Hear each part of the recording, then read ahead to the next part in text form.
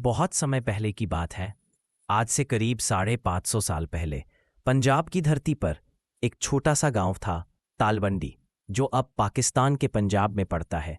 उसी गांव में एक सुबह, जब सूरज की हल्की किरणें धरती पर फैल रही थीं, पक्षी चहचहा कर रहे थे और हवा में बसंत की ताजगी थी, एक दिव्य आत्मा ने जन्म लिया।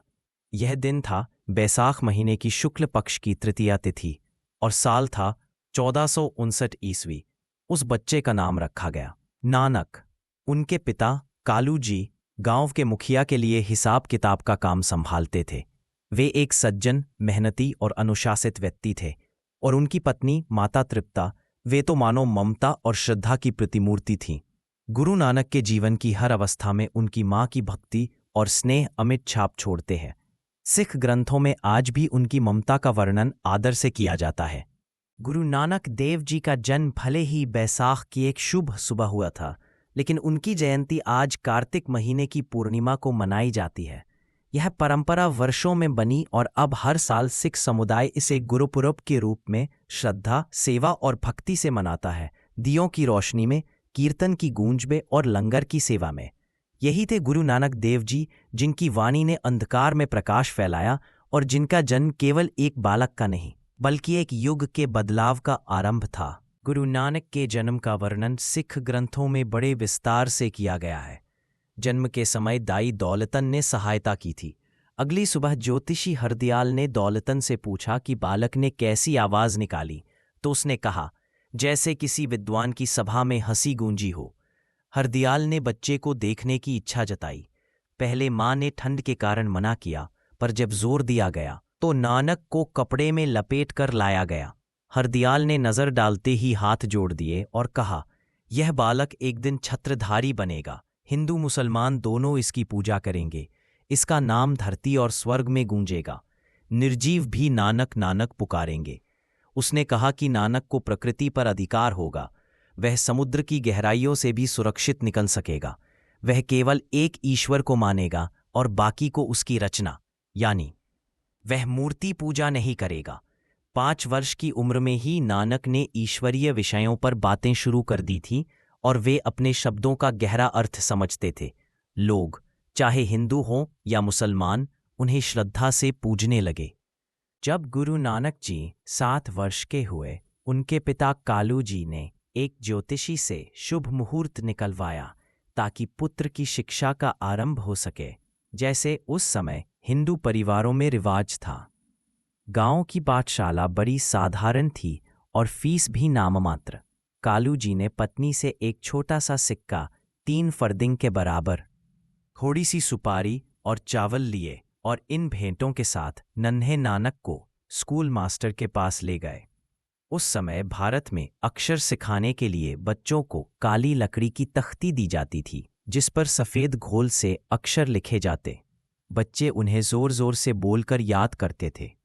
स्कूल मास्टर ने वर्णमाला तख्ती पर लिखी और आश्चर्य की बात यह हुई कि गुरु नानक जी ने एक ही दिन में सब कुछ याद कर लिया और दोहराया भी।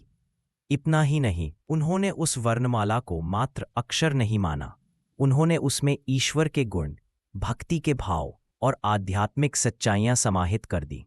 उन्होंने एक अक्रोस्टिक कविता, जिसे पट्टी कहा जाता है, की रचना की, जिसमें हर अक्षर से शुरू होने वाला शब्द ईश्वर की महानता और जीवन के सत्य को प्रकट करता है।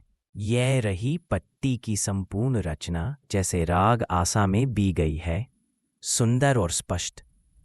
एक ही प्रभु है जिन्होंने संसार की रचना की, वही सबका स्वामी है। धन्य है वे जो ईश्वर की सेवा में लगे रहते हैं। हे मूर्ख मन, तू उसे क्यों भूल गया है? जब तू अपना हिसाब करेगा तभी ज्ञानी कहलाएगा। आदि पुरुष ही दाता है, वही सच्चे है। जो इस ज्ञान को समझ लेता है, उस पर कोई हिसाब बाकी नहीं रहता। उसकी प्रशंसा करो जिसकी कोई सीमा नहीं। जो सत्य का आचरण करते हैं और सेवा करते हैं, वे ही फल पाते हैं। जो दिव्य ज्ञान जानता है, वही सच्चा पंडित है। जो सब में एक ही ईश्वर को देखता है, वह कभी मैं ही हूं नहीं कहता। जब बाल सफेद हो जाते हैं तो बिना साबुन के भी चमकते हैं। माया के बंधन में जो फंसा है, उसे यमदूत घेरे रहते हैं। सृष्टिकर्ता ही सबको रोजी देता है, सारी दुनिया उसी के नियमों से बंधी हुई है, कोई और हुक्म नहीं चलता। गा, जो ईश्वर का गुणगान छोड़ देता है उसका बोलचाल घमंड से भर जाता है। जिसने बर्तन बनाए उसने ही उन्हें तपाने के लिए भट्ठियां भी बनाई। घा, जो ईश्वर का गुणगान छोड़ देता है और बुरे भले को समान समझता है वही प्रभु में लीन हो जाता है। तू ही संदेह पैदा करता है और फिर मनुष्य को राह से भटकाता है। जिन पर तेरी कृपा होती है वे गुरु को पा लेते हैं। तेरा सेवक 84 लाख योनियों में भटककर अब ज्ञान की याचना करता है। एक ही देने वाला है, एक ही लेने वाला, और कोई नहीं। झक है, मनुष्य दुख में क्यों मरता है? जो कुछ प्रभु देता है वह देता ही रहता है। वह देता है, देखता है और आज्ञा देता है कि कौन कैसे जीवन यापन करे। न्या, जब मैं ध्यान से देखता हूं तो कोई और नहीं दिखता, बस वही परमात्मा है। वही एक सब स्थानों में व्याप्त है, वही हृदय में वास करता है। हे मनुष्यों, क्यों छल कपट करते हो? एक आध घड़ी में ही सबको जाना है। अपने जीवन का खेल ना गवाओ, दौड़कर ईश्वर की शरण लो। उनके हृदय में सुख बसता है। ऐसे मनुष्य तेरी कृपा से बचते हैं और आनंद पाते हैं। हे मानव, क्यों दिखावा करता है? सब कुछ नाशवान है। उसकी सेवा कर जो सर्वव्यापक है, तभी तुझे सुख मिलेगा। वही खुद नष्ट करता है और फिर से बनाता है, आदेश देता है और कृपा करके बचाता है। न जिसके हृदय में परमात्मा निवास करता है वह उसकी स्तुति करता है। ऐसे व्यक्ति फिर जन्म नहीं लेते बल्कि प्रभु में मिल जाते हैं। यह संसार समुद्र गहरा है, कोई इसका पार नहीं जानता। हमारे पास नाव या बेड़ा नहीं, हम डूब रहे हैं। हे रक्षक, हमें बचा। जिसने सब कुछ बनाया है वह हर जगह मौजूद है। लोग माया और संदेह को क्या कहते हैं? जो प्रभु को प्रिय है वही श्रेष्ठ है। किसी और को दोष मत दो, अपने कर्मों को दोष दो। मैंने अपने कर्मों का फल भोगा है, किसी और को दोष नहीं दे सकता। जिसने सब वस्तुएं बनाई हैं उसके ही हाथ में शक्ति है। वही सबसे बांटता है अपनी अपार कृपा से। न स्वामी सदा आनंद में रहते हैं, उन्हें देखा या छुआ नहीं जा सकता। मैं कहलाती तो विवाहित हूं पर अपने पति ईश्वर से कभी नहीं मिली। राजा, परमात्मा ने संसार की लीला बनाई ताकि उसे देख सके। वह देखता है, जानता है और समझता है। वह अपने सृजन में भीतर बाहर व्याप्त है। पूरा संसार एक फंदे में फंसा है और मृत्यु की बेड़ियों से बंधा है। जो गुरु की कृपा से प्रभु की शरण में आते हैं वही बच जाते हैं। ईश्वर ने 4 युगों को चौपड़ का खेल बनाया। मनुष्यों और पशुओं को उसने पासे बनाए और खुद ही उन्हें फेंकना शुरू किया। जो लोग गुरु की कृपा से खोज करते हैं और डरते हैं उन्हें फल मिलता है। जो मूर्ख हैं वे ध्यान नहीं देते और 84 लाख योनियों में भटकते रहते हैं। ईश्वर मोह का नाश करता है परंतु मनुष्य केवल मृत्यु के समय ही उसे याद करता है। अन्य विचारों में डूबकर वह अक्षर मालूमी ईश्वर को भूल जाता है। यदि मनुष्य सच्चे प्रभु को पहचान ले तो वह फिर जन्म नहीं लेता। पवित्र व्यक्ति वही बोलता है, वही समझता है और केवल एक ही ईश्वर को जानता है। ईश्वर सभी जीवों में व्याप्त है जिन्हें उसने रचा है। सभी को उनके कार्य सौंपे हैं। जो उसकी कृपा पाते हैं वे उसका नाम लेते हैं। जिसने प्राणियों को उनके कर्तव्यों में लगाया उसने मोह को भी मधुर बनाया। वह सभी को खाने पीने को समान देता है और जैसा चाहे वैसा करता है। वह परमात्मा ने संसार को देखने के लिए इसे रचा। वह देखता, चखता और जानता है। वह भीतर और बाहर दोनों में है। हे मनुष्य, तू क्यों झगड़ता है? उस परमात्मा का स्मरण कर जिसके अधीन यह सृष्टि है। उसी का ध्यान कर, उसी में लीन हो जा, उसी पर बलिहार जा।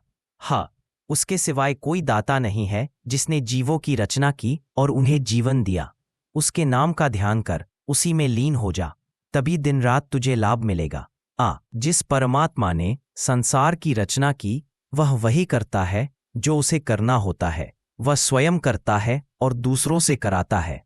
वह सब कुछ जानता है, ऐसा कहते हैं गुरु नानक। गुरु नानक जी का स्कूल में ज्ञान प्रकट करना। गुरु नानक जी कुछ समय तक विद्यालय पाठशाला जाते रहे। एक दिन उन्हें चुपचाप बैठे देखा गया। वे अपनी पुस्तकों में ध्यान नहीं लगा रहे थे।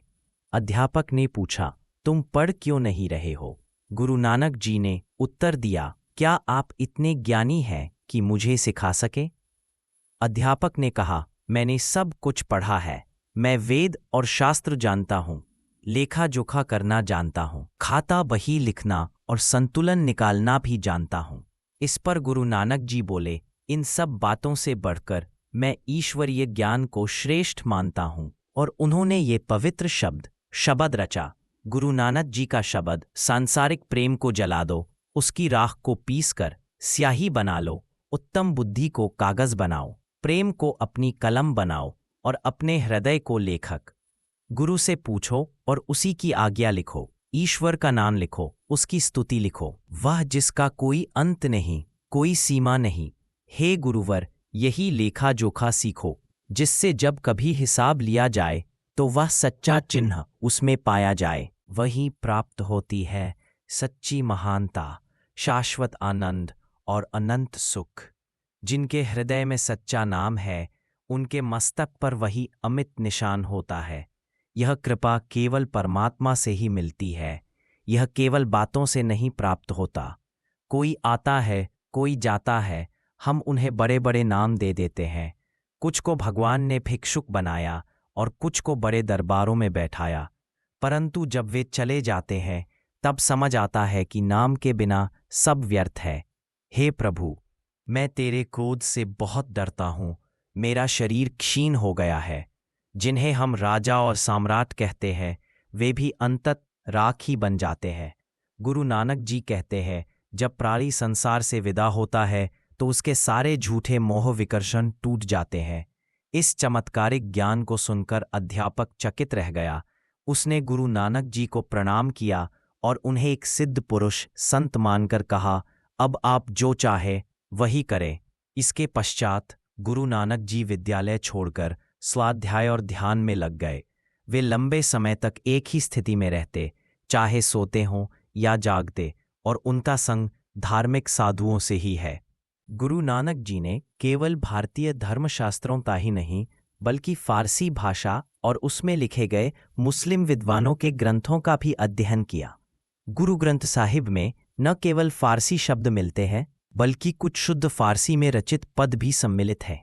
इससे ये स्पष्ट होता है कि नानक जी फारसी में अच्छी पकड़ रखते थे। इस अध्ययन ने उनके मन में विचारों की स्वतंत्रता और विचारों के प्रति सहिष्णुता को और भी प्रबल किया। उन्होंने हर मत, हर धर्म के विचारों को सुना, समझा और सम्मान दिया, चाहे वे किसी संस्कृति या भाषा से क्यों न आए हों। लेकिन फारसी ज्ञान ने भी नानक जी के जीवन को व्यावसायिक दिशा नहीं दी। उनके चिंतन का मार्ग आध्यात्मिक ही रहा। उनके पिता कालू जी अब तक परेशान हो चुके थे। उन्हें लगने लगा कि उनका पुत्र संसार के योग्य नहीं है और शायद वह पागल हो गया है। इस चिंता में उन्होंने एक दिन नानक जी को गांव के पास जंगल में भैंसे चराने भेजा। पहले दिन सब कुछ ठीक चला, लेकिन दूसरे दिन नानक जी एक वृक्ष के नीचे ध्यानमग्न हो गए और उसी स्थिति में सो गए। उनकी भैंसें पास के खेत में घुस गईं और फसल चरने लगीं। खेत के मालिक ने आपत्ति जताई, लेकिन नानक जी ने शांत भाव से कहा, चिंता मत करो, ईश्वर इस खेत को आशीर्वाद देगा। यह उत्तर व्यावहारिक नहीं था। खेत के मालिक ने जाकर यह शिकायत राय बुलार के पास की। उन्होंने केवल नानक जी को नहीं, बल्कि कालू जी को भी बुला भेजा ताकि इस विवाद को सुलझाया जा सके। सभा लगी, सभी लोगों ने अपनी अपनी बात रखी। नानक जी ने फिर से वही उत्तर दिया, यह खेत नष्ट नहीं हुआ है, यह तो ईश्वर के आशीर्वाद से भरा हुआ है। राय बुलार ने सत्य जानने के लिए अपने सेवकों को खेत पर भेजा, और जब उन्होंने जाकर निरीक्षण किया तो क्या देखा? ना एक पत्ता टूटा था, ना एक पौधा चरा गया था। खेत पूर्णतः सुरक्षित था, जैसे वहां कभी कोई पशु गया ही ना हो। यह दृश्य जिसने भी देखा अचंभित रह गया। जहां अब यह चमत्कार हुआ माना जाता है, वह स्थान आज भी कियारा साहिब के नाम से जाना जाता है, जिसका अर्थ है वह दिव्य क्यारी जो विशेष है। जब गुरु नानक जी 9 वर्ष के हुए तो कालू जी ने यह निर्णय लिया कि अब उनके बेटे को जनेऊ संस्कार से गुजारना चाहिए, जैसा कि हर हिंदू बालक के लिए आवश्यक माना जाता था। बिना जनेऊ के तो बच्चे को समाज में लगभग अस्पृश्य की दृष्टि से देखा जाता था। पूरे गांव में तैयारी हुई। रिश्तेदार, पड़ोसी, पुरोहित और आमजन सभी को बुलाया गया। वैदिक विधियों के अनुसार संस्कार आरंभ हुआ। पंडित हरदयाल, जो परिवार के पुरोहित थे, जैसे ही नानक जी के गले में जनेऊ डालने लगे, नानक जी ने उसे थाम लिया और पूछा, पंडित जी, आप ये क्या कर रहे हैं? ये धागा पहनाने से क्या होगा? पंडित जी ने समझाया कि यह जनेऊ हिंदू धर्म का आधार है। इसके बिना व्यक्ति शूद्र के समान होता है और इसके पहनाने से इस लोक में प्रतिष्ठा और परलोक में सुख प्राप्त होता है। नानक जी ने तब अपनी गहराई भरी दृष्टि से कहा, दया को सूत बनाओ, संतोष को उसका धागा, संयम को गांठ और सत्य को उसका ऐंठन। ऐसा जनेऊ आत्मा के लिए होगा। अगर तुम्हारे पास हो ब्राह्मण तो मुझे भी पहनाओ। वह न टूटेगा, न मैला होगा, न जलेगा।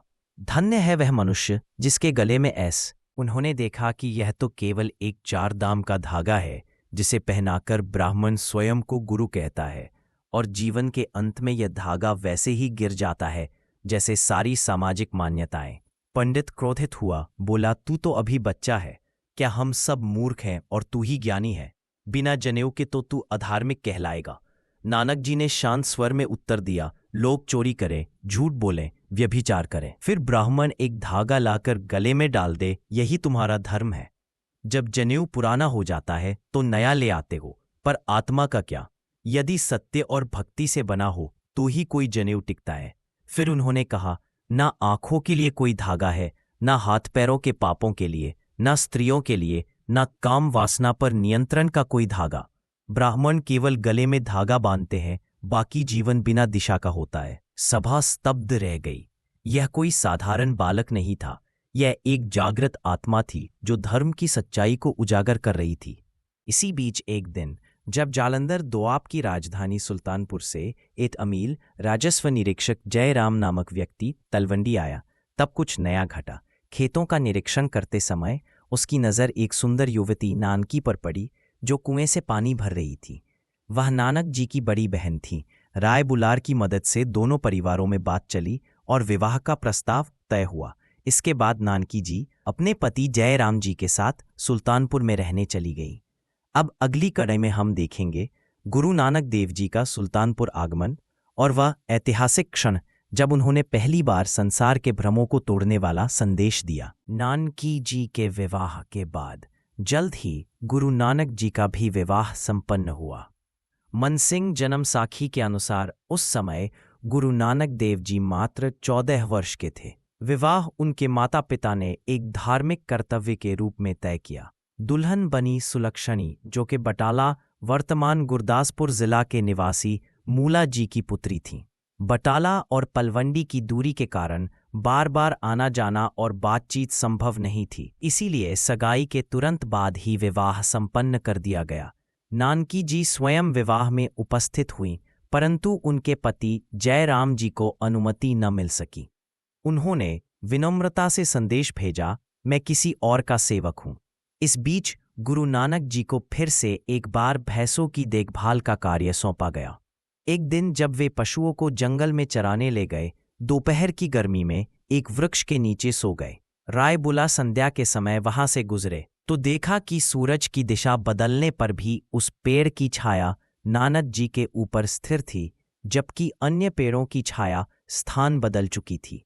ये एक अलौकिक दृश्य था। एक अन्य अवसर पर जब गुरु नानक जी चरागाह में सोए थे तो लोगों ने देखा कि एक विशाल नाग उनके पास बैठा था और अपनी फन फैलाकर उन्हें धूप से बचा रहा था। यह सब देखकर राय बुलार ने कालू जी से कहा, अब तुम्हें अपने पुत्र की आध्यात्मिक महानता को समझ लेना चाहिए। वह कोई साधारण बालक नहीं, बल्कि ईश्वर का वरदान है। आज भी जहां यह चमत्कार हुआ था, वहां का वृक्ष कीरा साहिब या जल वृक्ष के रूप में दर्शाया जाता है, जिसकी शाखाएं आज भी जमीन को छूती हैं, जैसे ईश्वर की कृपा हर जगह झुकी हो।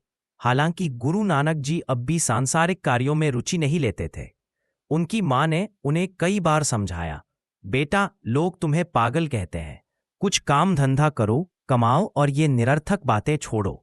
पर नानक जी की आत्मा किसी और ही पथ पर चल रही थी।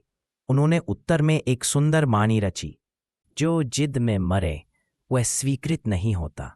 अगर कोई वस्त्र पहने, शरीर पर भस्म लगाए, पर नाम को भूले तो अंत में पछताए। जो लोग चंदन कपूर लगाते हैं पर नाम से दूर है, वे सच्चे मोक्ष से वंचित रहते हैं। जो सिंहासन पर बैठते हैं, जिनके स्वागत में बाजे बजते हैं, वे भी लोभ और वासना में डूबे हैं। ईश्वर तर्क या अहंकार से नहीं मिलता, गुरु की सेवा से ही नाम का अमृत मिलता है।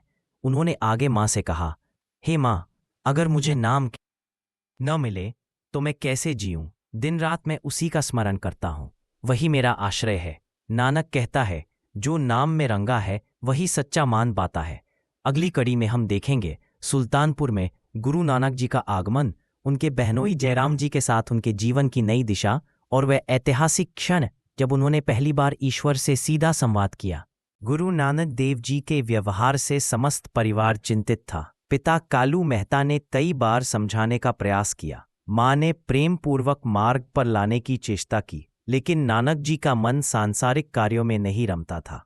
वे सदैव ईश्वर के चिंतन में लीन रहते। एक दिन जब परिवार के सभी उपाय निष्फल हो गए और कोई भी उन्हें सांसारिक जिम्मेदारियों में नहीं बांध पाया, कब नानक जी एकांत में जाकर बैठ गए और कई दिन तक कुछ भी नहीं बोले। वे केवल ध्यानमग्न रहे और उनके शरीर की कोई चेष्टा नहीं थी। यह देखकर माँ ने पास पड़ोस में कहना आरंभ कर दिया कि शायद नानक का मन और मस्तिष्क विचलित हो गया है। चाचा लालू जी ने जब यह सुना तो वे नानक से मिलने आए। उन्होंने कहा, बेटा, सभी तेरी भलाई चाहते हैं। संसार में सभी को कुछ न कुछ करना पड़ता है। कोई खेती करता है, कोई व्यापार, कोई सेवा। तू क्यों कुछ नहीं करता? न जीता है, न आनंद लेता है, न काम करता है। इस पर नानक जी ने मुस्कराकर कहा, क्षमा मेरी माता है, संतोष मेरा पिता, सत्य मेरा काका है, प्रभु प्रेम मेरा भ्राता, संयम मेरी पुत्री है। मैं इस परिवार से सदा प्रसन्न रहता हूं। शांति मेरी संगिनी है और ज्ञान मेरा शिष्य। जिस ईश्वर ने सबको रचा वही मेरा स्वामी है। जो उसे छोड़कर संसार में आस लगाए वह निश्चय ही दुख पाए। इतना कहकर नानक फिर मौन हो गए। उन्होंने न अन्न लिया न जल। अब तो सबने मिलकर निर्णय किया कि एक वैद्य को बुलाया जाए। संभव है कोई शारीरिक रोग हो। कालू मेहता एक वैद्य को लाए। वैद्य ने नानक जी की नाड़ी देखने का प्रयास किया, पर नानक ने हाथ खींच लिया और बोले, हे वैद्य, तू क्या देखता है? रोग मेरे मन में है। तू तन की दवा लाया है, मैं तो रब की पीर में जला हूं। जब तक रब से मिलन न हो तब तक कोई औषध कारगर नहीं। यह पीड़ा उस विरह की है जो आत्मा को व्यथित करती है। वैद्य ने झुककर प्रणाम किया और कहा, यह कोई साधारण रोगी नहीं, यह तो परम तत्व में लीन कोई महान आत्मा है। इसके बाद नानक जी ने एक और वाणी उच्चारित की, नाम बिना जीवन व्यर्थ है। तन रोगी मन रोगी, परमात्मा के स्मरण से ही शरीर स्वर्णवत बनता है, आत्मा निर्मल होती है। लोभ काम क्रोध को जला दे ज्ञान की अग्नि में, तभी यह माया का जाल टूटेगा। वैद्य की दवा व्यर्थ है जब तक आत्मा की पीड़ा न मिटे। यह सुनकर वैद्य ने सबके सामने घोषित किया, यह कोई रोगी नहीं, यह तो स्वयं ईश्वर के दूत है। इनके लिए हमारी चिकित्सा नहीं, केवल भक्ति ही उपाय है। इसके पश्चात नानक जी प्रायः एकांत में रहते, वृक्षों के नीचे ध्यान करते और केवल ईश्वर के नाम में लीन रहते। उनकी स्त्री संबंधी जीवन की जानकारी बहुत सीमित है। केवल इतना वर्णित है कि उनके 2 पुत्र हुए, श्रीचंद और लक्ष्मीदास। यदि नानक जी को पूरी स्वतंत्रता होती तो वे विवाह के बंधन में भी न पड़ते, परंतु जैसा कि उस काल की परंपरा थी, माता पिता ने विवाह करा दिया। इसके बाद की कथा में हम देखेंगे कि सुल्तानपुर में उनका जीवन कैसे परिवर्तित होता है और वे कैसे एक सामान्य व्यक्ति से एक आध्यात्मिक ज्योति के रूप में उभरते हैं। गुरु नानक देव जी के साले जयराम जी नवाब दौलत खां लोधी के दीवान थे। वे गुरु जी के व्यवहार और स्वभाव से परिचित थे और उन्होंने सोचा कि यदि नानक को किसी सरकारी सेवा में लगा दिया जाए तो वे धीरे धीरे संसार की रीति को समझने लगेंगे। जयराम जी उन्हें अपने साथ सुल्तानपुर ले आए और वहां नवाब के खाद्य भंडार मोदीखाने में अनाज की तौल और लेखा जोखा का पारे सौंप दिया गया। गुरु नानक ने वह कार्य बड़ी श्रद्धा, ईमानदारी और निष्ठा से किया, किंतु उनके हृदय में तो परमेश्वर ही बसे थे। जब वे तौलते तौलते 13 उसके हाथ से तोलते अनाज गिरता गया होगा, उनके हृदय में एक अद्भुत आनंद की लहर दौड़ जाती। लोग कहते, नानक तो बस तेरा तेरा ही जपता रहता है। एक दिन किसी ने देखा कि नानक तेरा तेरा कहते कहते जैसे किसी समाधि में लीन हो गए हो। उनके हाथ से तोलता हुआ अनाज गिरता गया, पर नानक वहीं स्थिर रहे, शांत और स्थिर। लोगों ने जाकर जयराम को सूचना दी। जयराम और नवाब स्वयं आए और यह दृश्य देखा। नानक जी के मुख पर गहन तेज, आंखें अर्धमुद्रित, होठों पर तेरा तेरा की ध्वनि। नवाब ने उनकी गिनती और लेखा देखा तो कोई त्रुटि नहीं थी, सब यथावत था। उसी दिन से नवाब और नगरवासी भी नानक के प्रति श्रद्धा से भर उठे। कुछ समय बाद एक ऐसा दिव्य दिन आया जिसने गुरु नानक को संपूर्ण जगत के लिए गुरु बना दिया। सुल्तानपुर के निकट एक नदी बहती थी, बैन। एक दिन नानक जी नित्य की भांति स्नान हेतु बैन नदी में उतरे, किंतु उस दिन वे जल में प्रवेश करके लौटे ही नहीं। 3 दिन तक कोई नहीं जान सका कि वे कहाँ गए। परिजन, नगरवासी, जयराम और नवाब सभी चिंतित हो उठे। लोगों को लगा कि नानक जी डूब गए हैं। बैन नदी के तट पर शोक की लहर दौड़ गई। तीसरे दिन प्रभात काल में नानक जी स्वयं बाहर निकले, लेकिन अब वे पहले जैसे नहीं थे। उनके मुख पर दिव्य तेज था, नेत्रों में ब्रह्मांड की गहराई थी। वे कुछ नहीं बोले, केवल मुस्कुराते रहे। जब लोगों ने पूछा, नानक कहाँ थे इतने दिन, तो उन्होंने धीरे से उत्तर दिया, न कोई हिंदू न कोई मुसलमान। यह वाक्य जैसे एक बिजली की तरह गूंजा। धर्म, जाति, संप्रदाय के भेदों से परे एकता, प्रेम और सत्य का घोष। नानक अब गुरु बन चुके थे। उस दिन से नानक केवल साधक नहीं रहे, वे संत नहीं, एक युग पुरुष, एक जगत गुरु बन चुके थे। अब उन्होंने घर गृहस्थी, नौकरी सब कुछ त्यागने का निश्चय किया। उन्होंने अपना सच्चा मार्ग पहचान लिया था, ईश्वर का नाम, सेवा और सच्चाई। उन्होंने अपने जीवन का शेष समय उपदेश यात्रा, उदासियों के लिए समर्पित कर दिया। वे पैदल चले, नगर नगर, गांव गांव, देश देश। वे गए पूर्व में बंगाल और असम तक, दक्षिण में रामेश्वरम तक, उत्तर में तिब्बत और कश्मीर तक, और पश्चिम में मक्का मदीना तक। हर स्थान पर वे ईश्वर की एकता, सच्चे नाम और मानव समानता का संदेश देते। पिता मेहता कालू जी को जब यह जात हुआ कि उनका पुत्र, जो व्यापार करने चूहड़ खाना भेजा गया था, वहां से सौदा सुलूफ की जगह सब धन फकीरों को दे आया, तो वे क्रोधित हो उठे। यह उन्हें पुत्र की उद्दंडता प्रतीत हुई और वे उसे ढूंढते हुए तालवंडी के बाहरी क्षेत्र में पहुंचे। वहां एक पुराने वृक्ष के नीचे गुरु नानक शांतचित्त होकर ध्यानमग्न बैठे थे। वह स्थान नीरव था, जैसे कोई तपोभूमि हो। वृक्ष की छांव में बैठा वह बालक अब कोई साधारण पुत्र नहीं था, वह अब ईश्वर की खोज में निकला जिज्ञासु आत्मा बन चुका था। जब पिता ने उन्हें देखा तो क्रोध में आकर उन्हें थप्पड़ मार दिया, लेकिन नानक की आंखों में कोई भय न था, न कोई क्षोभ। वहां केवल दया, शांति और मौन संतोष था। उस वृक्ष के नीचे जैसे काल रुक गया हो। जिस वृक्ष के नीचे यह घटना घटी उसे आज ठंब साहिब कहा जाता है, एक पवित्र स्थल जहां अब भी साधुजन ध्यान में लीन रहते हैं। उस वृक्ष के चारों ओर एक दीवार बनाकर उसकी रक्षा की गई है, जैसे वह स्वयं उस दिव्य बालक के पहले विद्रोह की मूक गवाही दे रहा हो। वह विद्रोह जो संसार की माया के विरुद्ध था और परमात्मा की शरण में प्रवेश का प्रथम कदम। चूहड़खाना जाते हुए नानक जी ने जिन सन्यासी फकीरों से भेंट की थी, वे वस्त्र नहीं पहनते थे। उनके प्रमुख संतरेन ने स्पष्ट किया कि वे सांसारिक सुखों और भोगों से दूर रहते हैं। वे किसी नगर या गांव में नहीं, बल्कि जंगलों में तप करते हैं। भोजन और वस्त्र केवल तभी ग्रहण करते हैं जब उन्हें कोई बिना मांगे दान दे। यह उनके तप का भाग था, अहंकार का पूर्ण त्याग। गुरु नानक इस विचार से अभिभूत हुए और बोले, पिताजी ने मुझे धन का सर्वश्रेष्ठ उपयोग करने को कहा था। इससे श्रेष्ठ और क्या होगा कि यह धन प्रभु के भक्तों की सेवा में लगे। उन्होंने सारा धन फकीरों को अर्पित कर दिया और अपने नाम के उत्तर में कहा, मैं हूं नानक निरंकारी। मैं उस परमात्मा का भक्त हूं जो निराकार है, जिसका कोई रूप नहीं, केवल प्रकाश है, चेतना है। जब फकीर अपने मार्ग पर निकल गए, नानक के साथ आए सेवक ने उन्हें पागल और मूर्ख कहकर उनकी आलोचना की, परंतु नानक अब किसी लौकिक भय या आलोचना से विचलित नहीं होते थे।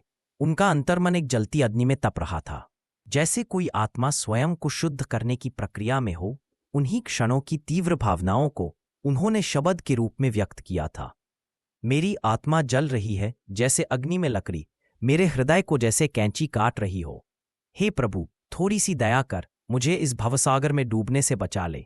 यह घटना केवल एक पुत्र के अवज्ञा की नहीं थी, यह थी एक आत्मा का संसार की तुच्छता से विमुख होकर परम सत्य की ओर पहला कदम। गुरु नानक ने उस दिन जो मार्ग चुना, वह किसी गुरु द्वारा दिखाया गया नहीं था, वह उनके भीतर से फूटा था, जैसे कोई नदी पर्वत को चीरकर अपना मार्ग स्वयं बना लेती है। वे घर आए और अपना सब कुछ गरीबों में बांट दिया। एक बड़ी भीड़ इकट्ठा हुई। सूबेदार दौलत खां भी आए और पूछा, क्या हुआ था? नानक ने उत्तर नहीं दिया, लेकिन उनका मौन ही बहुत कुछ कह गया। सूबेदार उदास होकर लौट गए। लोगों को लगा कि नानक पर किसी भूत प्रेत का असर हो गया है। एक मौलवी को बुलाया गया तावीज लिखने। मौलवी तावीज बना ही रहा था कि नानक ने कहा, जब खेत ही बर्बाद हो जाए तो फसल कहाँ रहेगी? जो लोग भगवान का नाम लिखकर बेचते हैं, उनका जीवन धिक्कार है। मौलवी ने ध्यान नहीं दिया और रस्में पूरी करता रहा। अंत में बोला, कौन है तू?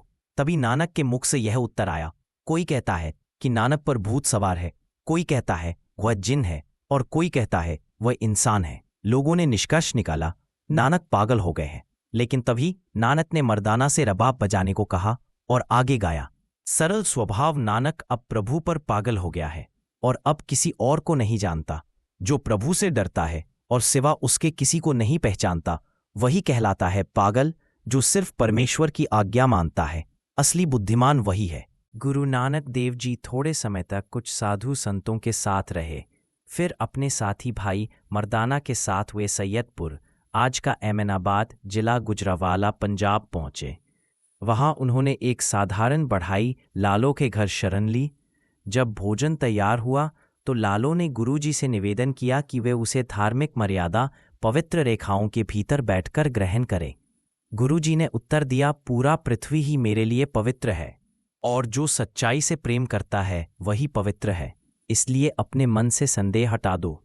फिर वही बैठे बैठे गुरुजी ने लालो का प्रेम और सादा भोजन स्वीकार किया।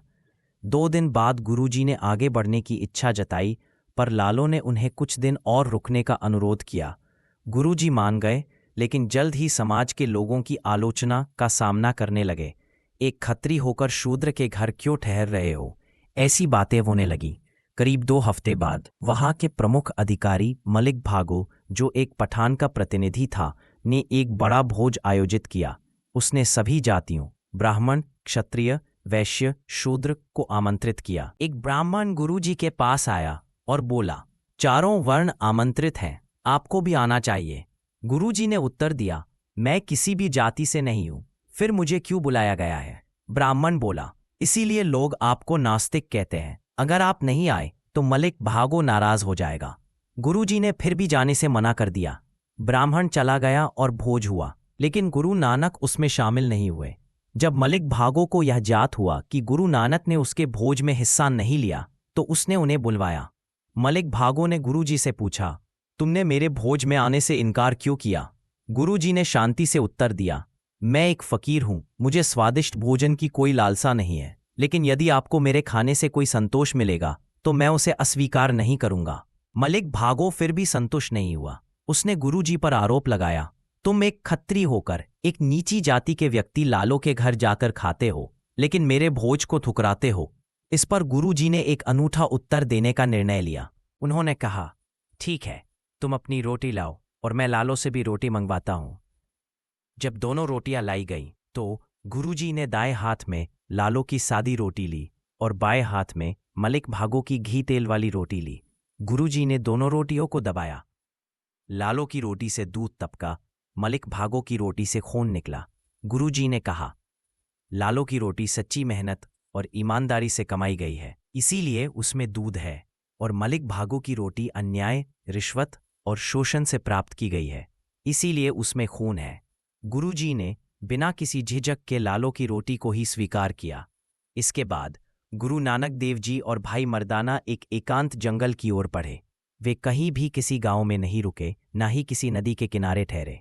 यात्रा के दौरान दोनों को भूख ने घेर लिया और भाई मर्दाना ने गुरुजी से शिकायत की।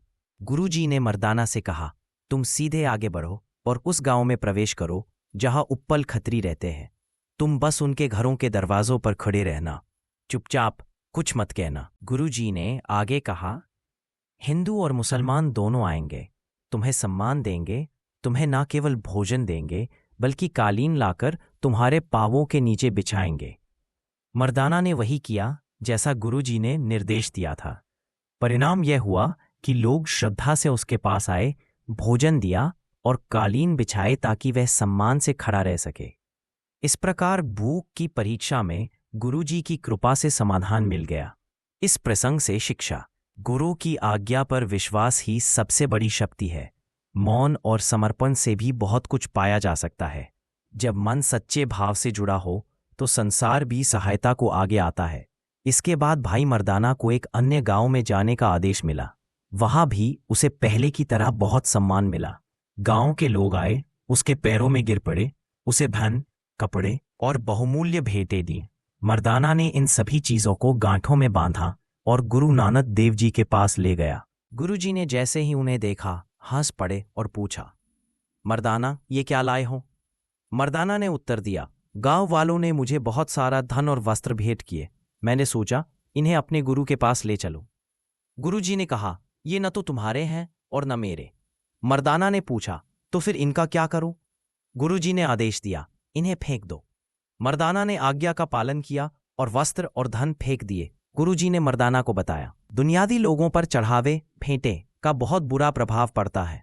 ये भेंटें जहर के समान हैं, इन्हें पचाना असंभव है। उन्होंने समझाया, भक्ति के बिना यदि कोई केवल भेंटों के सहारे जीना चाहता है तो उसका प्रभाव वैसा ही होगा जैसे किसी ने जहर खा लिया हो। केवल सच्चे मन से निरंतर परमात्मा की भक्ति करने से ही ये चढ़ावे शुभ फल देते हैं। शिक्षा: चढ़ावा तब तक उपयोगी नहीं जब तक वह सच्ची भक्ति के साथ न हो। धन और उपहार अगर लोभवश स्वीकारे जाएं तो वे आध्यात्मिक पतन का कारण बनते हैं। त्याग और भक्ति ही सच्ची संपत्ति है। गुरु नानक देव जी और भाई मर्दाना एक बार एक कुख्यात डाकू शेख सज्जन के पास पहुंचे। यह प्रसंग गुरु नानक जी की धार्मिक यात्राओं उदासियों में से एक महत्वपूर्ण घटना है। शेख सज्जन अपनी मक्कारी और पाखंड के लिए बदनाम था। वह यात्रियों के लिए, हिंदुओं के लिए मंदिर और मुसलमानों के लिए मस्जिद बनवाकर उन्हें धोखे से ठहराता था।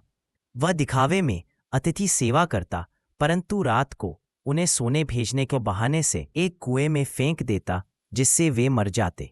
अगली सुबह वह बनावटी संत जैसे कपड़े पहनता, माला और छड़ी लेकर स्वयं को धर्मात्मा दर्शाता।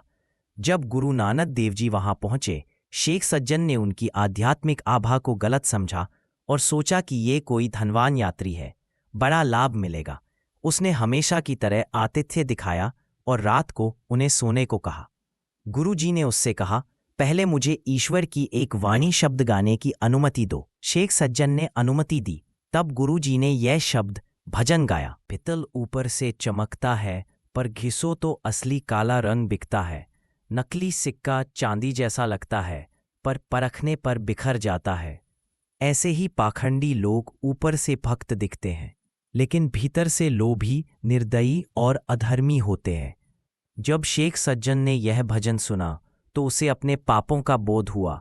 उसने महसूस किया कि गुरु नानक उसके भीतर की सच्चाई जान गए हैं।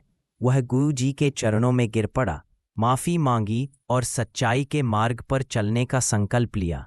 शिक्षा: पाखंड का पर्दा ज्यादा देर नहीं टिकता। गुरु की वाणी में ऐसा तेज होता है जो किसी के भी अंतरात्मा को झकझोर सकता है। सच्चा धर्म दिखावे में नहीं बल्कि हृदय की शुद्धता में होता है। गुरु नानक देव जी ने कुरुक्षेत्र में अपने प्रवास के दौरान कई लोगों को धर्म और सच्चाई के मार्ग पर चलने के लिए प्रेरित किया। जब वे वहां से विदा लेने लगे तो अपने शिष्यों को उन्होंने यह उपदेश दिया, आपस में प्रेम से रहो, सदा ईश्वर सृजनहार का नाम लो। यदि कोई तुम्हें ईश्वर के नाम से प्रणाम करे तो उसे सत करतार सच्चा सृजनहार कहकर उत्तर दो। ईश्वर तक पहुंचने के 4 रास्ते हैं: संत संगति, सच्चाई, संतोष, इंद्रियों पर नियंत्रण। चाहे वह सन्यासी हो या गृहस्थ, जो इनमें से किसी भी मार्ग से चले वह परमात्मा को पा सकता है।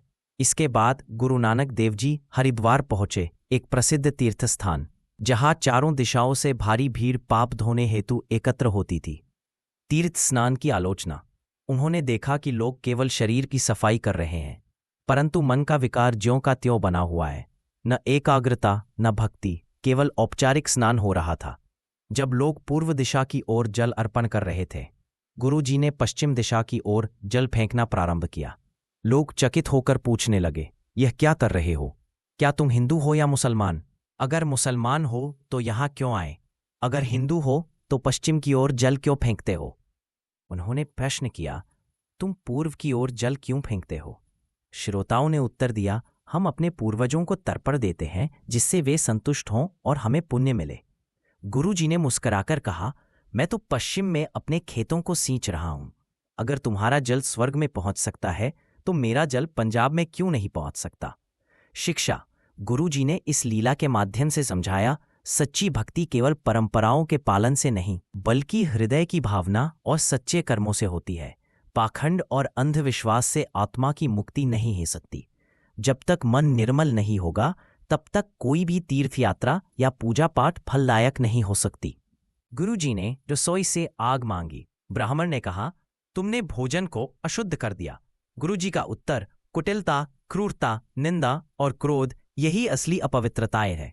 यदि मन बुरा है तो रसोई की रेखाएं व्यर्थ है। सच्चाई, संयम और नाम स्मरण से ही मन पवित्र होता है। शेख ने पूछा, तुमने टोपी क्यों पहनी? सिर क्यों नहीं मुंडवाया? यह चोला, लंगोट और जूते किस संप्रदाय के हैं? गुरुजी ने उत्तर दिए, सुंदरबानी में। मैंने अहंकार का त्याग कर गुरु की आज्ञा मानी है, यही मेरी टोपी है। लंगोट, 5 विकारों को जीतकर अपने मन को संयमित कर, यही मेरी पवित्रता है। जूते, जैसे धरती सब कुछ सहती है वैसे ही मैं सहनशील बन गया हूं। जूते पहनकर भी पाप नहीं होता यदि मन में प्रभु का ध्यान है। गुरुजी ने देखा, लोग कृष्ण लीला में नाच गान में लगे हैं जिसमें राधा कृष्ण की रासलीला आदि दिखाया गया। वृंदावन कृष्ण लीला पर प्रतिक्रिया। गुरुजी ने देखा, लोग कृष्ण लीला में नाच गान में लगे हैं जिसमें राधा कृष्ण की रासलीला आदि दिखाया गया। गुरुजी बोले, नाचना, हंसना, रोना ये सब अभिनय है।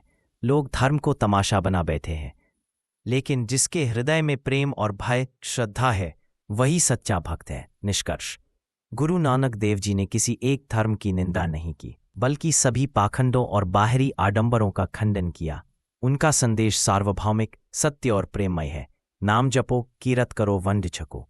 भगवान का नाम लो, मेहनत की रोटी खाओ और सब में बांटो।